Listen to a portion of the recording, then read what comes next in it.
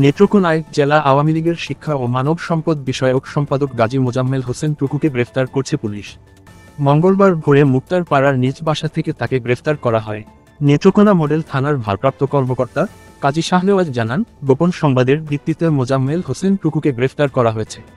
তিনি আরও জানান, নেত্রকোনা মডেল থানার দায়ের করা নাশকতা মামলার এজাহারভুক্ত আসামি হওয়ায় গাজী মোজাম্মেল হোসেন টুকুকে 7 দিনের রিমান্ড চেয়ে আদালতে পাঠানো হয়েছে। তিনি প্রভাব খাটিয়ে অনেক বেআইনি কার্যকলাপে জড়িয়ে পড়েছিলেন।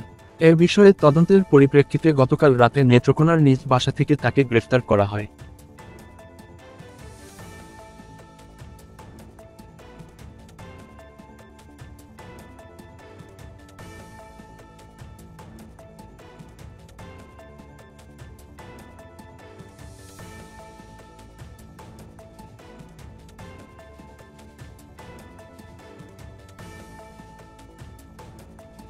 নতুন নতুন শীর্ষ খবরের জন্য চ্যানেলটিকে লাইক, কমেন্টস, শেয়ার, সাবস্ক্রাইব অথবা ফলো করুন।